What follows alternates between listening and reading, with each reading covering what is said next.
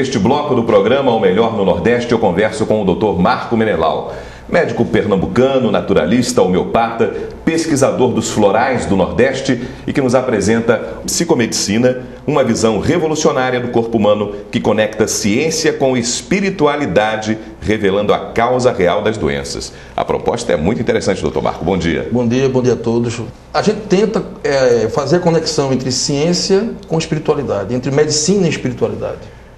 Que é muito importante isso, né? Nesse tempo de hoje, onde a medicina está muito fria, muito científica, né? E está esquecendo do lado humano.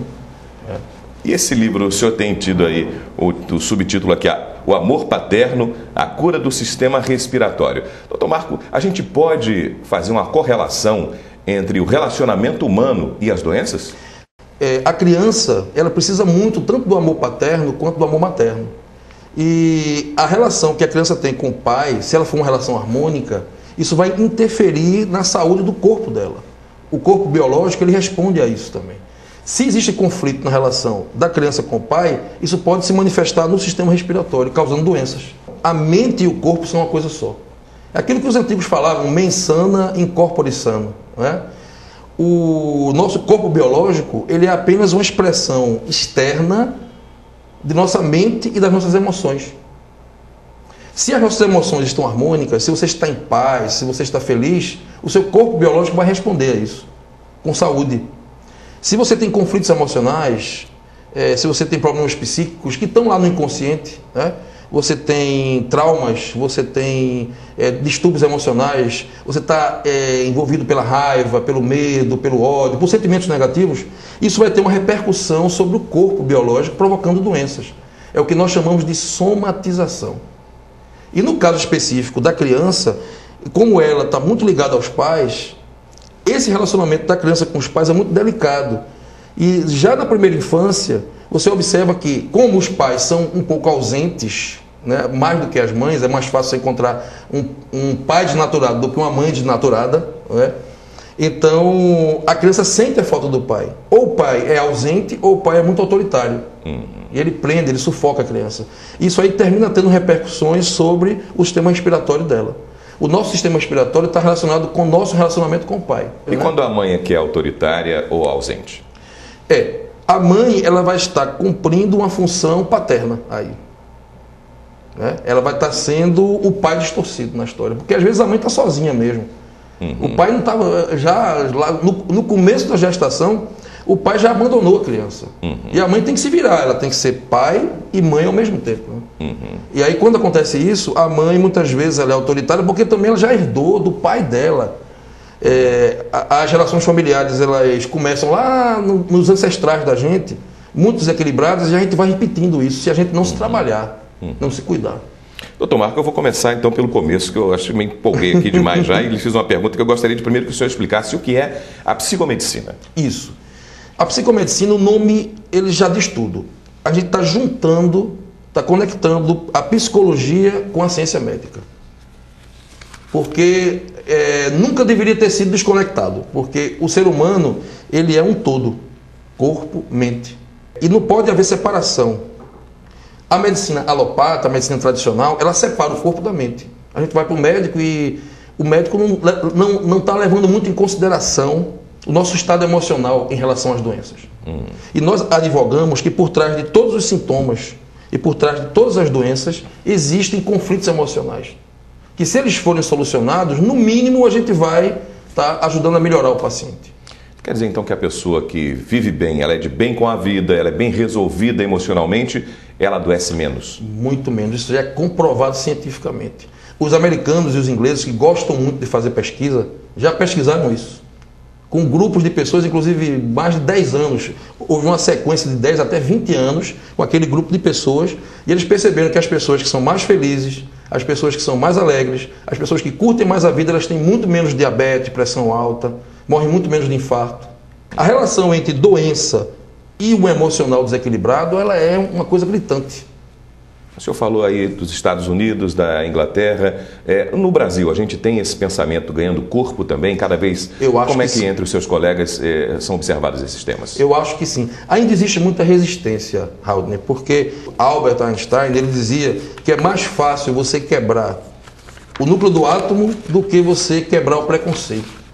A medicina alopata, ela tem muito preconceito com as terapias ditas não convencionais, que são as complementares, como o reiki, os florais, a homeopatia, a fitoterapia. E a gente está lutando para... Nem lutando, a gente está querendo juntar esforços. A gente não quer lutar contra a alopatia, a gente é a favor da alopatia também. O que a gente quer é juntar esforços para que a gente possa, junto, tanto homeopatia, com alopatia, com florais, todo mundo junto, fazer o melhor para o paciente. Eu lembro recentemente agora as informações que eu vi e li sobre o Sistema Único de Saúde aceitando e credenciando cada vez mais medicamentos que são homeopáticos. Isso já é um avanço. Mas é preciso que a gente vença esse preconceito. Você vê, eu fiz o meu curso de medicina e não estudei a fitoterapia, que é a medicina das plantas. Isso não foi estudado no curso, o que é um absurdo. A gente sabe comprovadamente que as plantas curam as pessoas. Existem plantas altamente curativas e na faculdade de medicina a gente não estuda isso. Então é o preconceito dos médicos cientistas, que são muito cartesianos, e que eles acham que a medicina é somente remédio químico e que as outras terapias elas não funcionam para nada. Quais são as doenças mais significativas, pontuais, que o senhor pode nos colocar agora como que são de fácil tratamento dentro da homeopatia? Eu acredito que quando você trata um paciente com homeopatia, você está melhorando a saúde dele como um todo. Você vai ser mais preventivo do que curativo. E eu acho que pode-se muito bem juntar a homeopatia com a alopatia. Se você dá um medicamento químico para um paciente e você está tratando ao mesmo tempo ele com homeopatia, os resultados vão ser muito melhores. É isso que a gente está advogando, é juntar esforços. É parar de lutar contra, parar de ter preconceito. Porque eu vejo muitos homeopatas que também têm preconceito com a alopatia. Muitos naturalistas que não querem nada com a medicina alopata. Isso também não é legal. Porque existe um momento crônico em que o doente está sentindo algo de uma forma muito intensa. Isso. E que, pelo que leigamente conheço, na homeopatia o tratamento é mais lento e ele vai ter atingir seu objetivo, mas talvez com um pouco mais de demora do que o remédio alopático, que seria imediatamente ele tem o seu efeito. Os medicamentos alopáticos são muito bons para as emergências, salvam a vida das pessoas. Você vê, por exemplo, uma asma grave, em que o paciente está numa situação de um cansaço muito grande, é preciso que você use realmente um corticoide, é preciso que você atue ali com força para poder você tirar o paciente daquele quadro. Porque a situação é crônica. Agora, não só aquilo. Não só fazer isso aí. É preciso que você trate a causa, porque a alopatia trata muito somente a consequência, né? Só é mais como um paliativo, vai contra o sintoma. E a gente compreende que o ser humano é um ser integral. E a gente precisa tratar ele como um todo, tratar o seu lado emocional, o seu lado mental, né? E o seu lado espiritual também. Doutor Marcos, e os florais que o senhor tem pesquisado já há mais de uma década? Os florais, eles são feitos, pode-se dizer que eles são bebidas de alto nível, eles não são medicamentos, né? Eles são bebidas de alto nível preparadas com a imersão das flores das plantas em uma água mineral pura. É como se fosse uma infusão das flores das plantas que é exposta ao sol por um certo tempo, de 4 a 6 horas, e aquilo vai ser energizado com a luz solar e vai formar um preparado que vai ser bebido e vai ajudar a equilibrar você, a harmonizar as suas emoções. Os florais, eles atuam com um impacto muito grande sobre o emocional das pessoas. Quando surgiram os florais? Quem os descobriu? Existem relatos já muito antigos, por exemplo, de que os aborígenes da Austrália usavam os florais.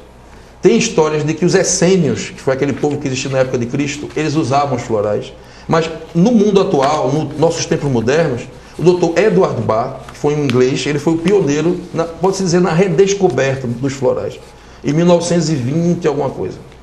Ele faleceu em 1936 e ele deixou um sistema floral completo de 38 essências, que até hoje são vendidas no mundo todo. São os chamados florais de Bach.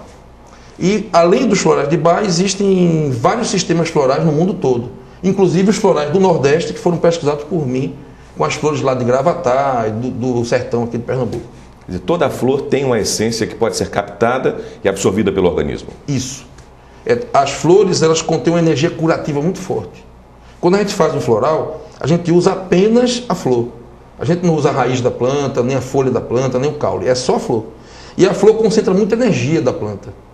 Energia de cura, para poder assim, sanar nossos males, né? Deus colocou as plantas para curar tudo que você imaginar.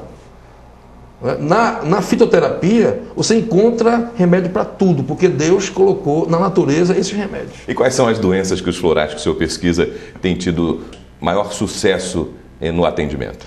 Olha, nós tivemos, eu posso dar um depoimento próprio meu, que talvez, né, seja um pouco suspeito, mas foi uma realidade. Eu me beneficiei com a minha própria pesquisa, porque eu me curei de asma com isso. Que teria surgido, aí pelo que o senhor já nos falou aqui da psicomedicina, teria surgido numa relação difícil com o pai? É por conta de uma questão de um pai autoritário e aí está ligado também à formação que eu tive durante a ditadura militar, né? Existia toda aquela repressão, toda aquela coisa, né? Porque a asma está ligado a isso, a você se sentir sufocado. Eu consegui me curar de asma com os florais, né? E já tive muito bons resultados com muitas outras pessoas. Não quer dizer que todo mundo vai se curar. Isso foi um caso meu específico, em que eu usei bastante tempo, usei praticamente 1 ano tomando os florais e até hoje nunca mais tive a crise, graças a Deus. É uma plantinha pequenininha, chamada buquê de noiva, uma plantinha azul, que dá uma florzinha azul, que ela nasce nos terrenos baldios ali de Gravatá, ninguém dá nada por ela. Mas é uma planta de uma força curativa fantástica. Né? Inclusive, isso vai ser no futuro uma tese, eu quero fazer disso uma tese de mestrado, né? Sobre essa planta aí. Para a gente comprovar cientificamente, porque a gente tem uma evidência por um resultado prático, mas a gente quer comprovar cientificamente isso aí também. Excelente. O senhor tem dado cursos, tem tido uma agenda bastante concorrida, inclusive para o lançamento do livro, e esse é o início de um projeto que vamos ter outros volumes de psicomedicina. A psicomedicina, ela quer tentar fazer justamente encontrar esse simbolismo que existe em cada doença. Então você vai compreender quais seriam as emoções que estão por trás das doenças do sistema respiratório, do sistema digestivo, do sistema endócrino, do sistema imunológico.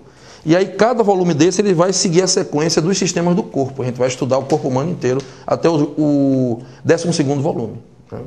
Aí no primeiro volume é o sistema respiratório, que está ligado ao pai. E o sistema digestivo está ligado à mãe. Doutor Marco, e quem vai receitar então o floral a um paciente? Onde é que o médico tem conhecimentos? E como utilizá-lo e empregá-lo no tratamento?